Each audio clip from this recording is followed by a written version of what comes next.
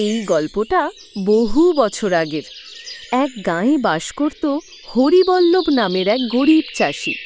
তার ছোট্ট কুঁড়ে ঘর, এক ফালি জমি আর বউ বাচ্চা নিয়ে তার দিন কেট কষ্টে সৃষ্টে। কিন্তু তার একটাই আশা ছিল, আকাশের দিকে চেয়ে থাকা, বৃষ্টির আশায়। হে ঠাকুর, তুমি একটু করুণা করো।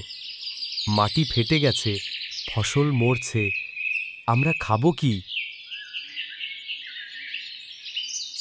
বছরের পর বছর খরা গেছে, আকাশের মুখে যেন তালা লেগেছিল। কিন্তু ওই বছর আষাঢ়ের এক সকালে হঠাৎ করে আকাশ ঢেকে এলো মেঘে।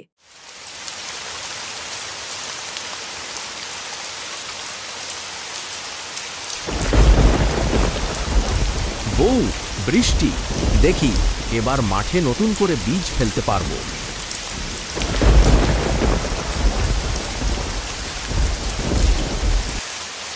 হরিবল্লভ বৃষ্টির মাঝে নেমে গেল জমিতে, চাষ করল। রাত দিন খেটে মাটি চাষ করল, কিন্তু বিধির লিখনকে খণ্ডায়। বৃষ্টির আনন্দ খুব বেশি দিন টিকল না। এই বৃষ্টি তো থামে না, জমি তো ডুবে যাচ্ছে। বৃষ্টি বাড়তে লাগলো।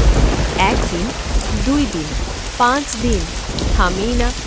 গায়ের মাঠঘাট নদী হয়ে গেল। চাষির স্বপ্ন ভেসে গেল সেই জলে।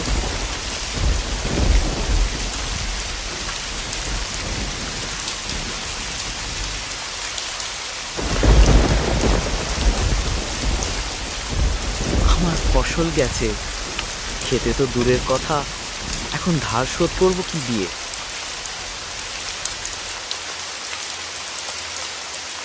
এই পরিস্থিতিতে গ্রামে এলো এক মহাজন দূর শহর থেকে। সে বলল,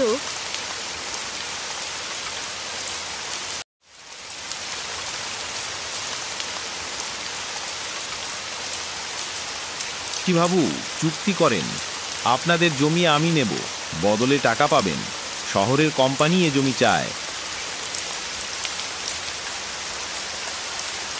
এই জমি আমার বাপ ঠাকুরদার স্মৃতি, কিন্তু পেট তো চালাতে হবে।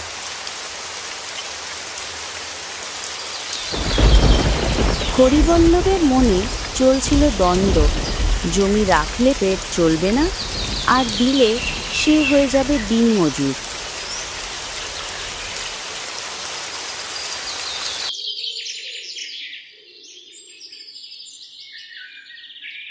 অবশেষে এক সকালবেলা বৃষ্টি থামল, মাটি কিছুটা শুকালো।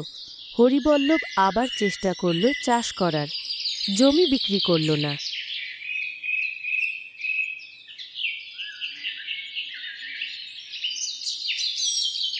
আমি হাল ছাড়বো না, আবার শুরু করব। যতদিন মাটির ঘ্রাণ আছে ততদিন আমি বাঁচব।